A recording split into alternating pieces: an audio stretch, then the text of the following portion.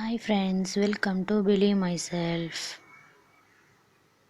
இன்னைக்கு நம்ம செய்ய போகிறது ஹெல்த்தியான மஞ்சள் பால். 2 கிளாஸ் பால் எடுத்து வச்சுருக்கேன். நல்லா காய்ச்சி சூடாக இருக்கிற பால் தான் எடுத்து வச்சுருக்கேன். அதில் 1.5 ஸ்பூன் சர்க்கரை சேர்த்துக்கலாம்.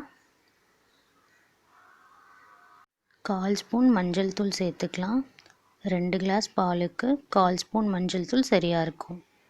நம்ம போட்ட சர்க்கரையும் மஞ்சள் தூளும் பாலில் நல்லா கரையணும், அதனால் நல்லா கலந்து விட்டுடலாம்.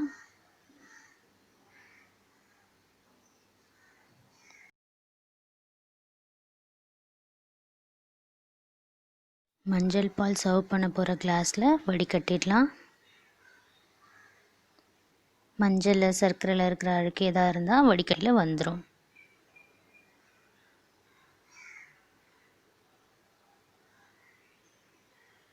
நம்ம வடிகட்டி எடுத்து வச்சுருக்கிற பாலில் 1/4 ஸ்பூன் மிளகுத்தூள் சேர்த்துக்கலாம்.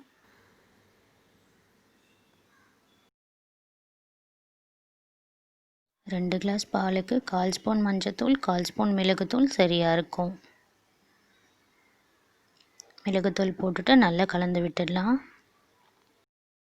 மிளகுத்தூள் போட்டுட்டு வடிகட்டாதீங்க, அப்புறம் எந்த பயனுமே இருக்காது. மஞ்சத்தூளும் சர்க்கரையும் போட்டுட்டு வடிகட்டிட்டு கடைசியில் சர்வ் பண்ணுறப்ப மிளகுத்தூள் போட்டு கொடுக்கலாம். அவ்வளோதான், மஞ்சள் பால் ரெடி ஆகிடுச்சு. சர்வ் பண்ணிடலாம். மஞ்சள் பால் சளி, இருமல் அந்த மாதிரிலாம் இருந்தால் குடித்தா ரொம்ப நல்லது. மஞ்சள் ஸ்மெல் ரொம்பலாம் வராது, லைட்டாக பாதாம் பால் மாதிரி சூப்பராக இருக்கும்.